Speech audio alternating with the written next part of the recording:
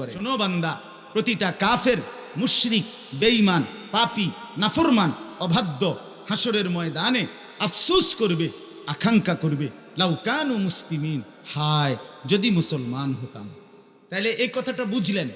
আমরা এতক্ষণের যে কথাটা বললাম, এই কথাটাই বুঝাইতে চাইলাম। আজকের এই অবাধ্যতা, আল্লাহর নাফরমান, আল্লাহকে ছেড়ে দেওয়া, কোরআনকে ছেড়ে দেওয়া, ইসলামকে ছেড়ে দেওয়া, আল্লাহর ইবাদত ছেড়ে দেওয়া, হালাল হারামের পার্থক্য না করা, আখলাক চরিত্রের এই ধ্বংস করে দেওয়া, এই সবটার জন্য কসম খোদার আফসোস করতে হবে হাসরের ময়দানে। লাউ কানু মুসলিমিন, প্রত্যেকটা পাপী বলবে, আহা যদি আল্লাহর আনুগত্য করতাম, যদি আল্লাহর ইয়া লাইতানি কদ্দামতু লি হায়াতি, হায় যদি দুনিয়ার জীবন থাকতে আখিরাতের জন্য কিছু পাঠাইতাম।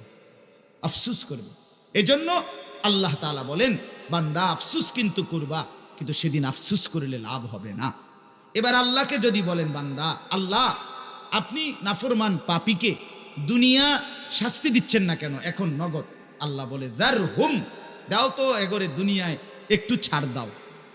ইয়াকুলু, নাফরমানগুলো দুনিয়া খেতে থাক, ওয়ায়াতামাত্তাউ, দুনিয়া ভোগ করুক, ওয়ায়ুলহিহিমুল আমাল, লম্বা লম্বা দুনিয়া নিয়ে স্বপ্ন, আশা, আকাঙ্ক্ষা বুনতে থাকুক, দুনিয়া নিয়ে স্বপ্নের জাল বুনুক।